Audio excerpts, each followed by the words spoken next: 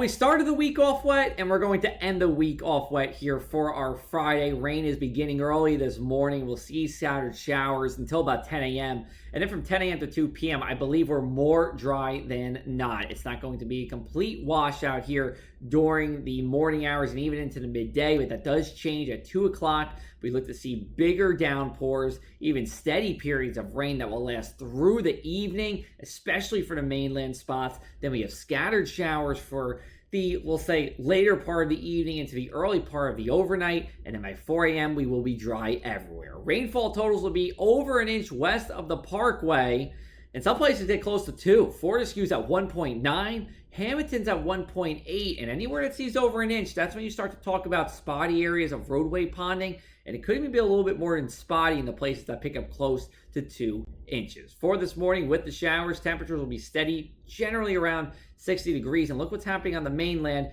Temperatures actually start falling as we go into the morning hours. And that's because we'll have that cold front to pass. We'll have a west-northwesterly wind. And of course, we have no sun to warm us up. So even though our high temperatures are 60 for the mainland and 62 at the shore, they're going to happen during the morning hours and really will be in the 50s for most of the day on Friday. So it's a lot of red lights here for our daytime planner. Outdoor exercise, I'll give you that orange there for some issues with the rain.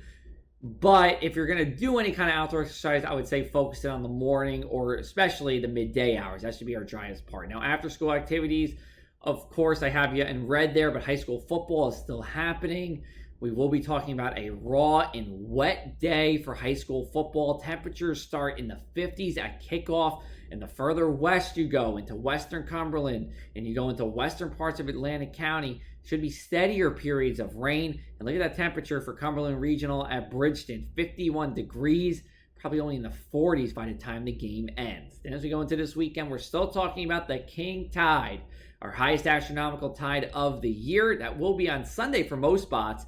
It's a type of spring tide, and what a spring tide is a tide in which the sun, the moon, and the earth are all aligned such that the gravitational pull on the earth gives us those higher tides. But what you're seeing right now in that loop, sun, moon, earth, that is a king tide setup. We see that twice a year, but during the fall, because the water is warmer, it can expand, and that's why this is the king tide during the fall. As we look at our coastal flooding, we're expecting, we'll say, spotty areas of flooding in minor states for the Saturday morning high tide, then a little bit more widespread for the Sunday morning high tide, which is our king tide here. We're going to have winds from the south and east, so even though it's gentle from the south and east, it's just enough to put us in the minor flood stage. Move your cars if you need to. Don't drive through the flooded roadways.